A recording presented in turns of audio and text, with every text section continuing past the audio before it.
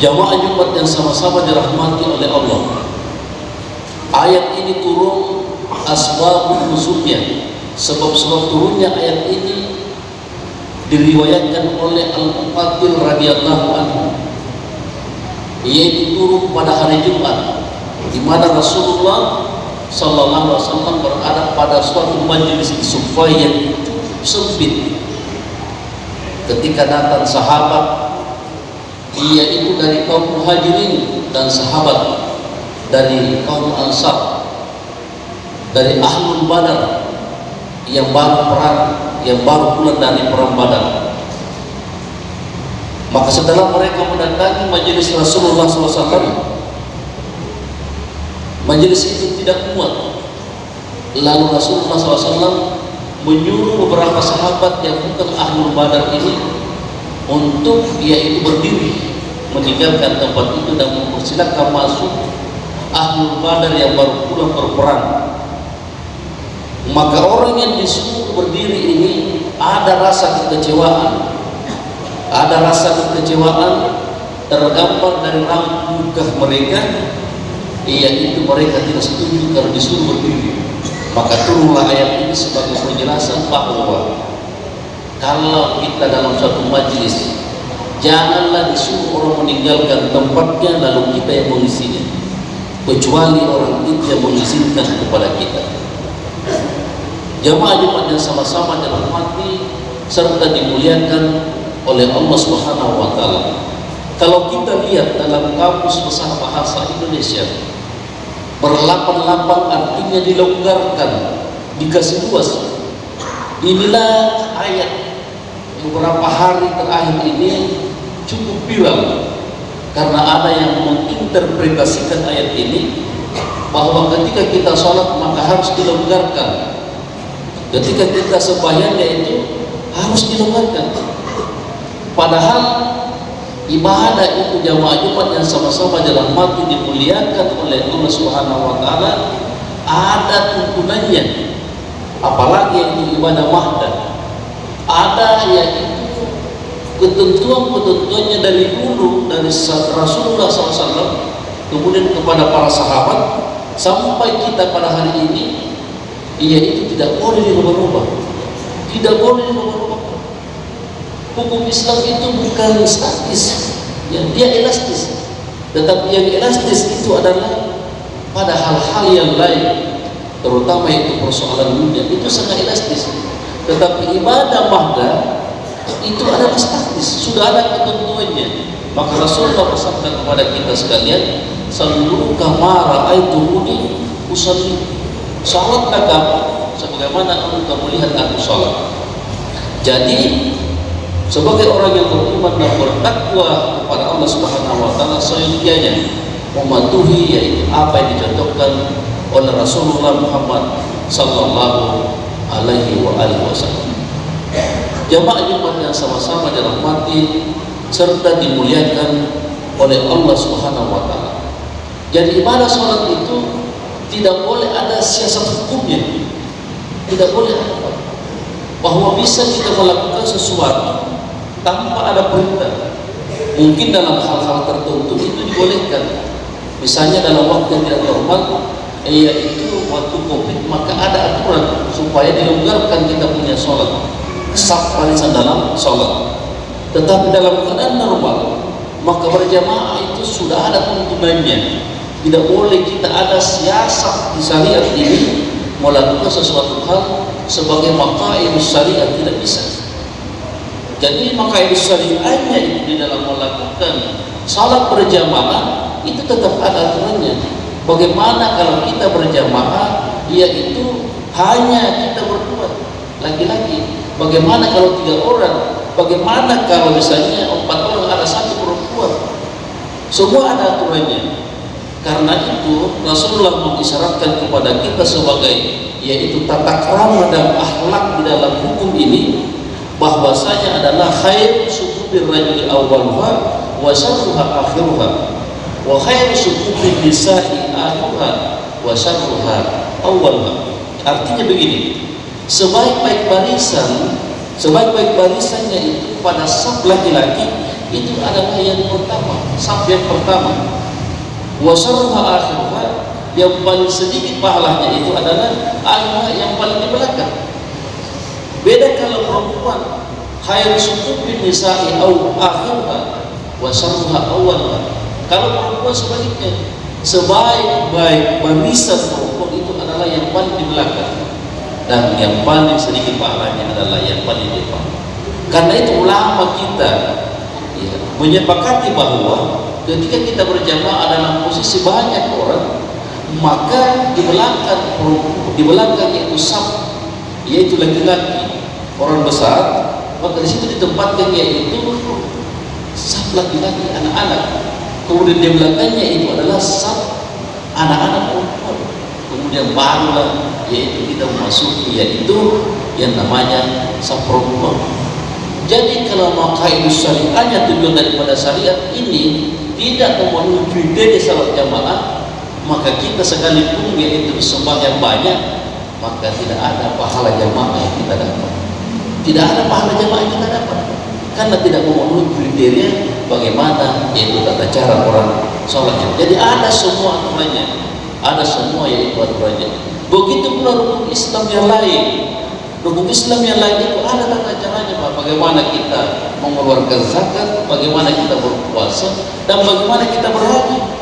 Jadi haji misalnya, Nabi bersabda kepada kita sekalian, khuzu anni manasikakum. Ya, khuzu anni, ambillah bagaimana tata cara saya melaksanakan itu manasik haji. Rasulullah melaksanakan ibadah haji itu di Makkah dengan yaitu Madinah. Ini rukun Islam yang kelima tidak bisa dirubah-rubah, Pak. Ya, karena ini adalah ibadah yang sudah ditentukan itu syarat-syaratnya. Ya, tidak boleh. Jadi kalau ada saudara-saudara kita mau melakukan ibadah haji, misalnya di bawah karang, itu tidak bisa, dan tidak masuk akal, tidak sesuai dengan syariat. Kenapa tidak sesuai dengan syariat? Karena Nabi tidak pernah ke sana. Ke sana di bawah karai. Kalau ke sana mungkin jalan-jalan mau melihat keagungan Allah Subhanahu wa taala, itu tidak menjadi masalah. Tapi jangan sampai kita syirik lalu mengatakan bahwa karai itu jauh lebih bagus dibandingkan dengan di Mekah. Untuk apa kamu ke tanah suci membuang-buang uang sebagai haji atau umrah? Ya untuk apa? Lebih bagus saya itu ke bawah karai, di sana tidak ada antrian sampai 40 tahun. Kita juga sudah bisa melaksanakan ibadah haji. Ini tidak bisa. Jamaah yang sama-sama dirahmati serta dimuliakan oleh Allah Subhanahu wa taala. Jadi apa yang diinterpretasikan orang yaitu tentang saf ini, apa yang kita lakukan saat ini sudah bagus, sudah cocok, Pak. Jangan mencontoh yang lain bahwa ada lagi pembantu imam di depan 2 orang, laki-laki dan perempuan bisa yaitu bersamaan di depan, tidak bisa.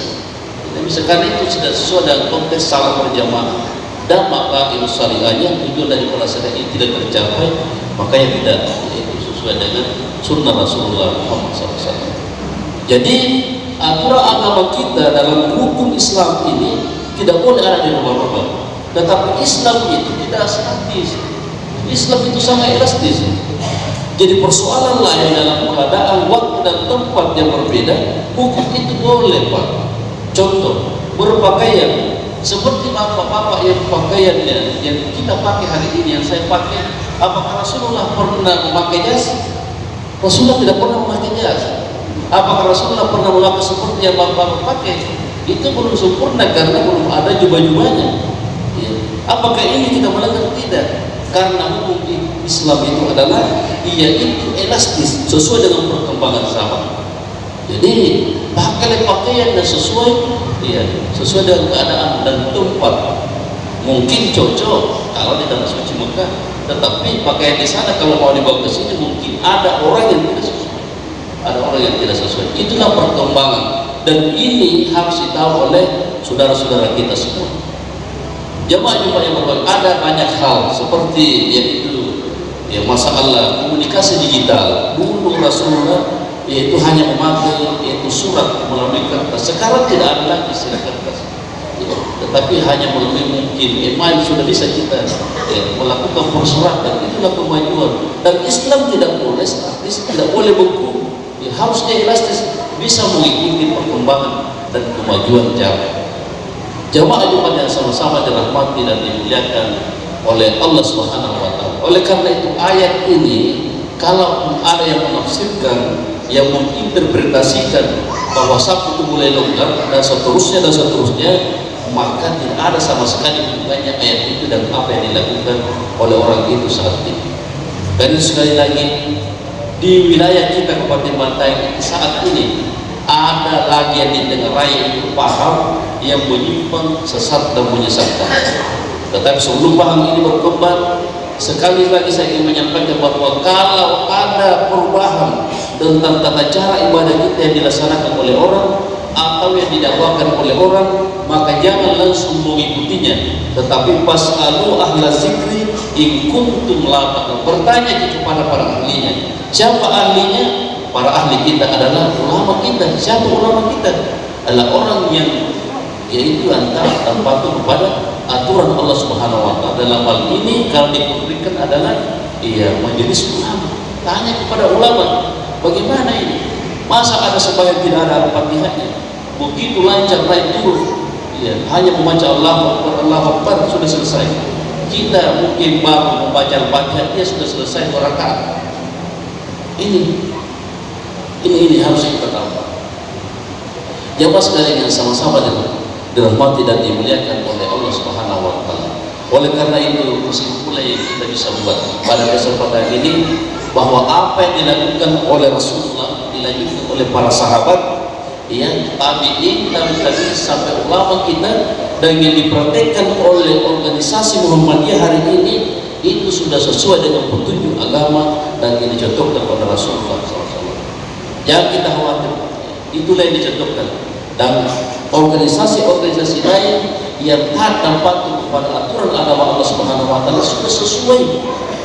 Jangan lagi kita mengambil aturan di luar daripada yang dicontohkan oleh Rasulullah Muhammad SAW. Kemudian selanjutnya adalah sekali lagi kalau ada paham yang kita baru lihat menyimpang, apalagi yang itu sangat memudahkan, karena kita ini cenderung mencari yang mudah-mudah, maka tanya dulu kepada para ahli. Fas'alu ahla zikri in kuntum la ta'lamun. Tanya, jangan kita ragu, tanya kepada ahlinya kalau ada sesuatu yang kita yaitu ragu-ragukan. Jangan langsung mengikuti, apalagi kalau ada ini hanya membayar 500.000 untuk masuk tiket ke dalam surga. Ini luar biasa. Dari mana ini kita dapat ilmu tentang seperti ini? Rasulullah tidak pernah mempraktikkan hal yang seperti itu. Karena itu sekali lagi kesimpulan yang ketiga, mari kita mentaati Allah dan Rasulnya, dan mari kita mencontoh apa yang diwariskan oleh para anbiya. Yang diwariskan oleh para anbiya itu adalah dicontohkan oleh para ulama. Al-ulama warasatul anbiya. Ulama itu adalah pewaris pada ajaran Nabi Allah Subhanahu wa taala. Semoga kita mendapatkan keselamatan di dunia wal akhirat, baik diri kita begitu pula keluarga kita. Amin ya rabbal alamin. Barakallahu li wa lakum bil Qur'anil azim wa nafa'ani wa iyyakum bima fihi minal ayati wa zikril hakim wa taqabbal minna wa minkum tilawatahu innahu huwal ghafurur rahim.